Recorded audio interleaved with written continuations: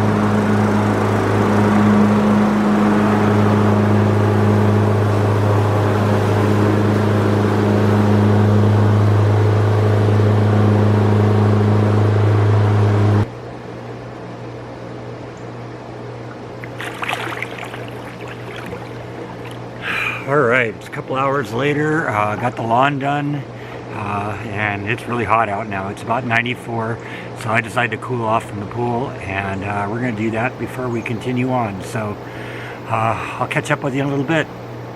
So it was trash day today, and when I was bringing the trash cans back into the to where they're stored, something big and black flew out. And I thought for a second it was a bat, but it's just a big humping butterfly. Check that out. That thing's probably about 5 inches long from wing to wing there. Freaked me out there for a second.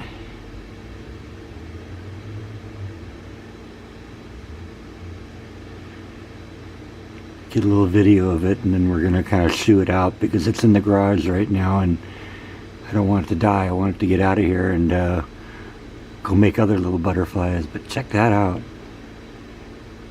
Alright, I've had a little time to recover from the heat. I don't know, I maybe even got a little sun today. That's kind of what happens when you're out there in the heat like that. But I'm going to spend kind of the rest of the day inside, I think, just kind of doing some cleaning in here. Like I said, I want to just kind of get this place kind of ship-shape. Since I got most of the house painted now, especially this big living room area, I kind of cleaned the area with the where the painting had happened, but I didn't really get time to do the rest of it. And I want to go down the halls and get in the cat room and all that stuff. So that's going to kind of be the task for the rest of the day. Yeah, that butterfly here is buzzing around back here now. I shoot him out of the garage, and now he's out here flipping around here. You can see why I thought it was a bat. Oh, there he went, over the fence. I don't know, maybe he'll come back.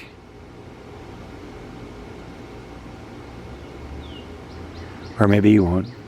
I can't believe I put this corn out last night and the squirrels haven't found it yet. Usually when they find it, it's usually gone within, you know, a couple hours or so. I think you'll get 1 or 2 squirrels here and they'll just eat all of it. So, yeah, whatever, they'll discover it eventually. Alright, I just got an email from the company that's making the t-shirt, and they have a prototype ready for me to look at. So I'm actually on my way down to the t-shirt company right now, and we are going to see what we can see. Looking forward to this. All right, I'm back. This is the prototype. Actually looks pretty good, doesn't it? I actually made a trip over to the post office too because I kind of got to get an idea of what it's going to cost to ship this. So I got an idea for that. Probably by the time you're seeing this video, you've already seen the video I'm about to shoot where I'm going to first talk about this and talk about all the details. But yeah, I think this shirt turned out pretty good, huh? Somebody pointed out in the comments section it's got a real Gomez Adams vibe to it. I guess I can see that. I'm guessing most of you can tell it's a takeoff of Back to the Future with me in the Doc Brown role. This is at the end of the first movie when Marty's in the DeLorean rushing down the street trying to hit that wire when the lightning strikes the clock tower. And Doc Brown at the last instant plugs in the connector you know, channeling the lightning from the clock tower down to the wire.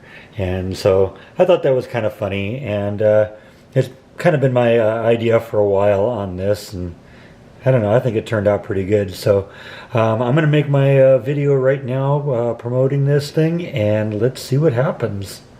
All right, I've made some good progress getting the house cleaned up. That really needed to happen today. And I think I want to kind of finish off this vlog. I'm back in the guest bedroom, and I got a few posters that I want to put on the wall in here. Now, for those of you who've been watching my vlog for a long time, you know that I have kind of a sizable collection of Guided by Voices memorabilia, and I've kind of lined the whole hall here. The truth is, I had the whole upper floor of my house decorated with this kind of stuff, and this is only a small portion of the collection. I knew I wasn't going to have as much room in here to do as much as I want, you know, hang up as much as I had before. And I got a whole bunch of posters that basically haven't been able to do anything with yet. And I think I'm going to put up a bunch of them in here. When I put the stuff out in the hall here, I basically chose my favorite pieces because I knew I wasn't going to be able to get it all up. So I chose my favorite pieces and put those up. But now I got like some of the mass-produced things, some you know, like you know, 11 by 17 flyers for different shows, and vintage stuff that I've collected over the years. And I want to hang up some of that stuff in here. And so I think I've dedicated this whole wall here, and this whole wall here is going to be all that. Like I said, this part over here is going to kind of be dedicated to my father. This is going to be his all his B2 stuff. I've shown you this before, and I got one or two posters that are coming from California that hung in his office when he was alive, and they're going to go here. But I think I'm going to put as much of the stuff that's here on this wall here and on this wall here. So I think that's partly what I'm going to do for the rest of this day.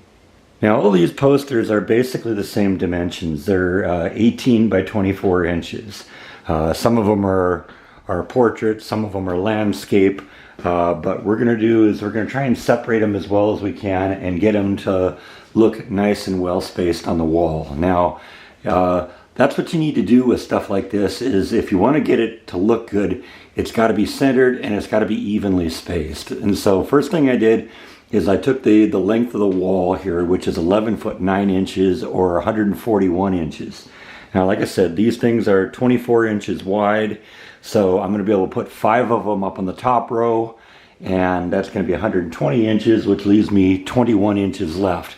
And since I need to have basically 6 gaps, because there's going to be a gap on each side plus a gap between each of the posters, that's going to be 6 gaps. I took that 21 inches, divided it by 6, and I get 3.5 inches. And so from there, I want to figure out also how far down from the ceiling to do it. I kind of want there to be the same distance from the crown molding to the top of the poster as there is the gap between the posters. Since it's going to be 3.5 inches, and there's a 2.25 inch gap between the top of the poster and the hook here. You add that together, it's going to be 5 3/4 inches. So I need to create a line all the way across the ceiling at 5 3/4 inches, and then that's going to be the height of all the posters. Like I said, it's a lot of math, but once it comes out, you'll see how it looks. Now, this is just one of these things you learn as you go along here. You learn by doing it wrong. I used to just draw lines, light pencil lines on the wall to kind of figure out where I want things to be.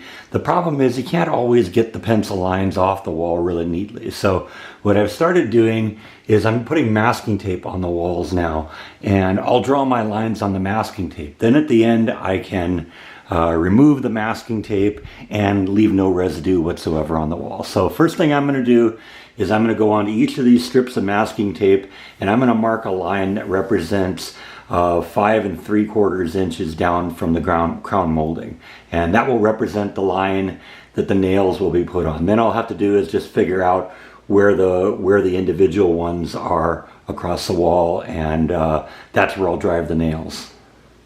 So with this, it's really all planning wise. So I figured out, they're 24, there's going to be 5 24-inch wide posters, and I want 3.5 inch gap between each one of them. And so I'm figuring out where the center mark is going to be all the way across. So half of, the halfway mark of the poster is where the hook is. So 12 inches plus 3.5 is 15 inches. Then it's going to be 12 plus 12 plus 12 plus 3.5 is 27.5. And then 27.5, 27.5, 27.5, and then ultimately 15.5 on the end. So now I'm going to go in and I'm going to kind of mark where I want the individual holes to be. And that will be the guide that'll tell me where to actually drive the nails. And now that I got that all done, I've actually put more pieces of masking tape here. And these 5 pieces here represent where the center nail will be. And if you actually look on it, I've actually marked them here. And you can tell right now that's where the nail will be. Actually, that's where the hook of the picture hanging nail will be. So the nail will actually be a little bit above that. But that's the height where I want the hook to hang on to the back of the poster. And so if I go and now do that all the way across the wall and hang the posters up, they should look pretty even. Let's see what happens. Alright, so I got all the picture hanging hooks hung, so let's see what the pictures look like. Alright, first level looks pretty close. At first, when I first put it up there, I said, oh man, that doesn't look really good. But it turns out if you level the posters, then everything kind of looks pretty good. And the spacing is very consistent between all the posters, and also it's consistent, the same distance between the posters there is between the top and the top of the posters. So first row looks pretty good. Let's keep going. Alright, so what I've done now is I've kind of separated the posters based on the ones that are portrait mode, in other words, the ones that are taller than they're wide, and the ones that are landscape mode, which are the ones that are wider than they're tall. I had originally planned on putting a row of the portrait posters below this level, but I think I'm going to actually probably just end up filling in here. And even here I might have to end up prioritizing a little, because I don't know if I'm going to get them all on the wall. And then what we'll do is we'll put these posters up here behind the bed, and probably even behind the door a little bit. This might be one of these things where you just kind of have to close the door in order to see all of them. I was also thinking there's a little bit of a space between the closet and the wall here, and I could probably put 2 of these in there too. So I don't know, we're going to play it by ear, and we're going to kind of just see how it all fits together. But to begin with, I'm going to put 5 more of the landscape shaped posters here. I might even put some down at this level here, which would allow me to get all the rest of them in here, because there's 8 of them here that I'd like to hang up, and there's some that I could maybe do without if necessary. Perhaps that one over there could be put aside if necessary. Kind of like to have that one because I went to that show. This one's kind of classic. This one here I'd like to have because I went to that show, and that was kind of fun. And of course, as a Star Trek nerd, I gotta have something with Spock on it. And that's a classic poster. That's one that almost made the cut for out here, because that's a pretty great poster. This one too, actually, I like that one too, because these aren't mass produced. These are just offset print on glossy paper. These things are the ones that they make hundreds and hundreds and hundreds of. That one's cool because that one's autographed by the band, at least that one there. And so that's kind of cool for that reason. So I don't know, we're going to figure this out, but let's just put another row up here below this row and see what happens. Now it's a little bit easier when you get the first row up, because then you can kind of eyeball where the center of the poster is and place the tape for the second one. So I didn't need to put a whole bunch of tape on there, just one basically at the center mark. And what I did is I measured 5 3/4 inches down from the center poster, and then just did a straight line all the way across on all those pieces of tape. And then all I had to do is just figure out the 15.5, 27.5, 27.5 all the way across there. And so once I get over here, you know, you get real close here, and I've just got little marks there that indicate where the hook is going to hang, and we'll get going again. We'll get the next row on. All right, got the second row up. They look pretty good too. I think I got to do a little bit of leveling on them, but other than that, now there was one little complication here. This Spock one right here in the middle was a slightly different frame, and it didn't have the hardware in the same exact spot as the rest of them. The hardware was about 1.5 inches lower. So after driving the nail in there, I realized that when I was looking at the back of it, and actually had to lower the hook about 1.5 inches in order to make it work. But I think once I get them leveled, these things will look pretty good in here. But that's pretty good right now. I got 3 more posters, and I'm thinking at this point I may do them here, here, and here, and then that's all it'll be. There'll be just a space over there, and then we'll have like the computer over here. But I think this wall's coming along pretty good. All right, looks good. That wall is done. I'm happy with how it turned out.